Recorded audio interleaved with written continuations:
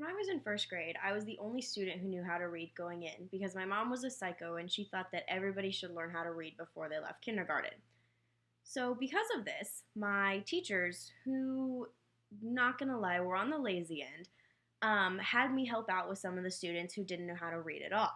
And so we had Erica's reading circle, which may seem odd for a first grader, but I was just a cocky little spoiled brat in the first grade, and so I probably volunteered to do it because I just thought it was cool.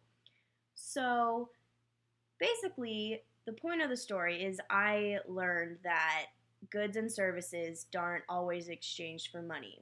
And I learned more of what they actually come out to be. So one day, it was a Saturday, my dad was about to leave for work and I didn't want him to go. I was like, "Daddy, why can't you just stay home with me? Why do you have to go to work? Why can't we just stay and play?" And because I was in first grade, he wanted to put his answer in the simplest of terms. So he said, "Erica, I have to go to work because you work for food." Now, I was 6 years old, so I took that in the literal sense.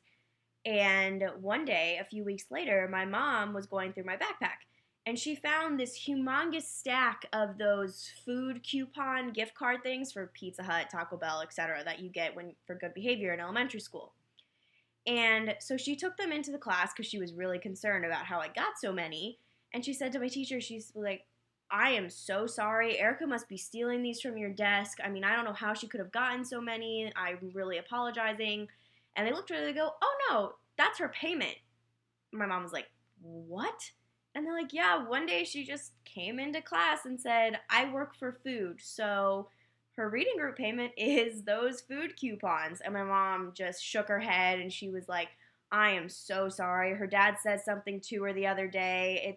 Please take these back. She's fine. Don't worry about it." And she was so embarrassed and so apologetic, and I got a talking to when I got home.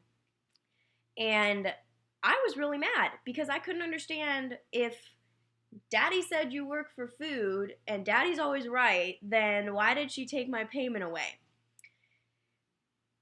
Then I had an experience with a girl in the class. Her name was, let's call her Sally.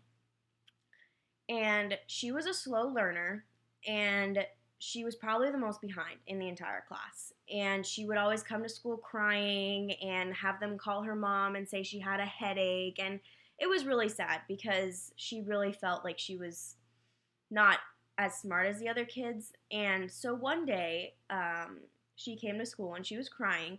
And I walked up to her and I said, "Sally, what's the matter?" And she just looked at me and said, "I don't know how to read. I feel so stupid. Everybody else is so smart and knows how to read, and I can't be here. It's so embarrassing."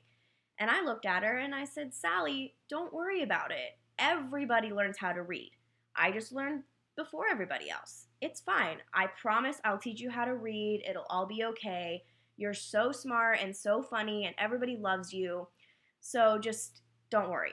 And I guess she went home and told her mom, who told my mom, and she was so thankful. She was like, "Thank you so much. She feels so much better. I can't believe your kid was able to say something like that at age, 6."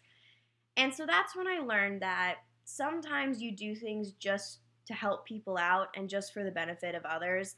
And that can be better for you in the long run than food coupons or money, especially, when you're in the first grade.